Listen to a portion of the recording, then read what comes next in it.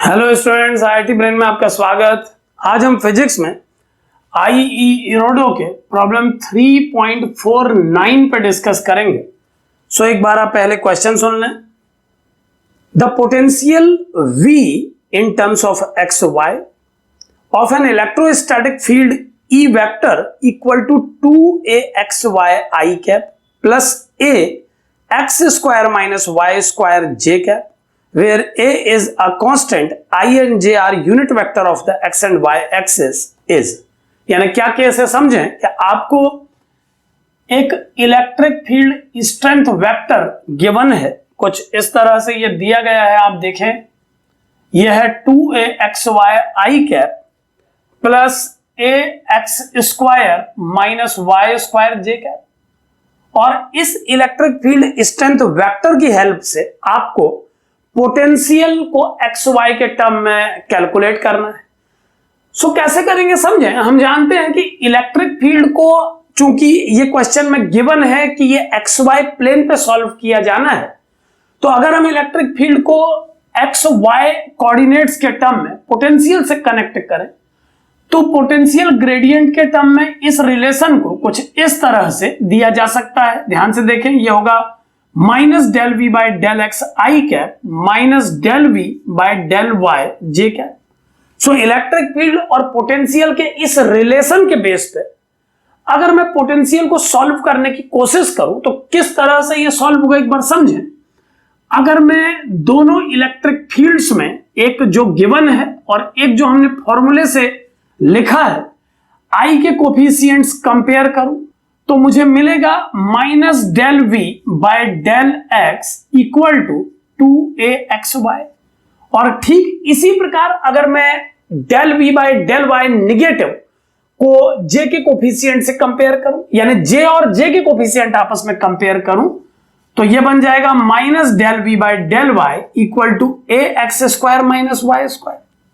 और अब सॉल्व करने पर देखें, एक सिंपल सा इंटीग्रेशन स्टेप यहां पर लगेगा। आप ध्यान दें कि आपको x के रिस्पेक्ट में इंटीग्रेट करना होगा और इस तरफ इंटीग्रेशन करना होगा dv का, तो ये बन जाएगा minus v equal to 2a X Y को जब आप dx इंटीग्रेट करेंगे तो ये x स्क्वायर बाय 2 बन जाएगा और y एक कांस्टेंट की तरह ट्रीट करेगा। और आप जानते हैं कि जब इंटीग्रेट किया जाएगा तो एक इंटीग्रेशन कांस्टेंट भी आना चाहिए। सो चूंकि ये पार्शियल डेरिवेटिव है और इसे इंटीग्रेट करके v का वैल्यू निकाला गया है, तो आप समझ सकते हैं कि इस इंटीग्रेशन के ऑपरेशन में y को कांस्टेंट माना गया होगा। और चूंकि y को कांस्टेंट माना गया होगा तो ये बात हमेशा ध्यान रखें कि जिस C1 कांस्टेंट को मैं इस इक्वेशन में इन्वॉल्व कर रहा हूं उस C1 में कोई कांस्टेंट टर्म और साथ में y का कोई फंक्शन भी शामिल हो सकता है। आप ये बात मेमोरी में रखें।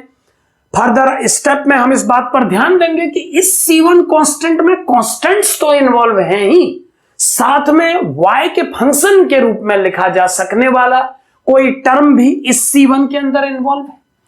मेमोराइज करने के लिए मैं यहां पर एक fy लिख देता हूं, साथ में एक k भी लिख देता हूं, ताकि आपको याद रहे कि इस कांस्टेंट में fy के फंक्शन भी गिने गए हैं।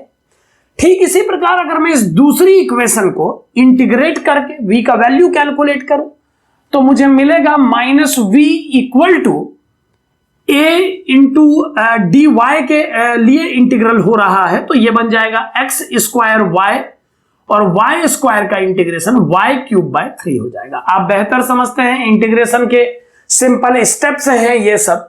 और अब इसमें भी एक कांस्टेंट लिखना होगा, और चूंकि ये पार्शियल डेरिवेटिव को इन्वर्ट करके इंटीग्रेट किया जा रहा है तो क्लियरली इस कांस्टेंट में x के किसी भी फंक्शन को ध्यान रहे वो y के मल्टीपल के रूप में नहीं होना चाहिए, क्योंकि अगर उस टर्म में y इन्वॉल्व होगा तो फिर आप उसे कांस्टेंट के रूप में नहीं लिख पाएंगे। y इस प्रोसेस के लिए एक वेरिएबल है।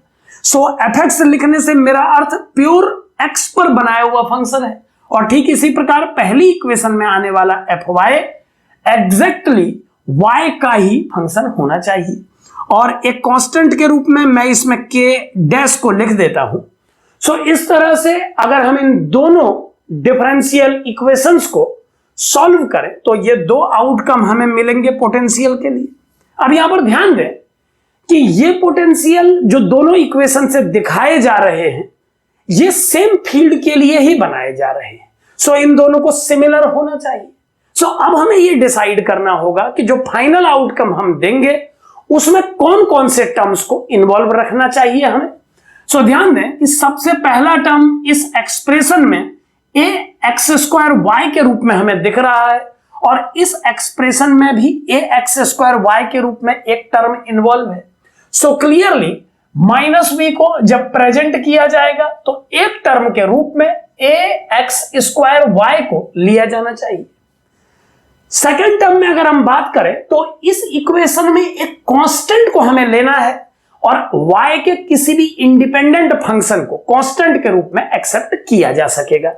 और चूंकि हम देख पा रहे हैं कि इस सेकेंड इक्वेशन में -ay³ एक टर्म है जो प्योर y का फंक्शन है और फर्स्ट इक्वेशन इसके लिए एग्री है। सो मैं -ay³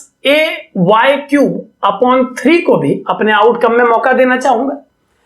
अब ध्यान दें कि अगर हम अदर टर्म्स की बात करें तो इस इक्वेशन में किसी भी x के फंक्शन को एक्सेप्ट किया जा रहा है, लेकिन आप ऊपर की इक्वेशन में देख पा रहे हैं कि वो इक्वेशन ऐसे किसी भी टर्म को लाने को प्रतिबंधित करती है। फर्स्ट इक्वेशन ऐसे टर्म्स को रिजेक्ट कर रही है, उसमें ऐसे टर्म इन्वॉल्व नहीं है जिसमें केवल x के फंक्शन को लिया जा सके।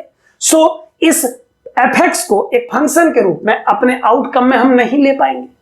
और फाइनल टर्म की एक कांस्टेंट को क्या इन्वॉल्व किया जा सकता है, तो आप समझते हैं कि कांस्टेंट दोनों इक्वेशंस में इन्वॉल्व है। सो किसी अदर कांस्टेंट को दोनों ही इक्वेशंस में लिया जा रहा है, सो उसे अपने आउटकम में एक टर्म के रूप में लिया जा सकेगा। और अब अगर मैं इस फाइनल एक्सप्रेशन को सेट करूं, इस माइनस को राइट शिफ्ट करूं, तो v का वैल्यू हम देख पाएंगे ay³/3। मैंने माइनस के प्लस हो जाने के बाद इसे आगे लिख दिया है और यह टर्म -ax² बन जाएगा।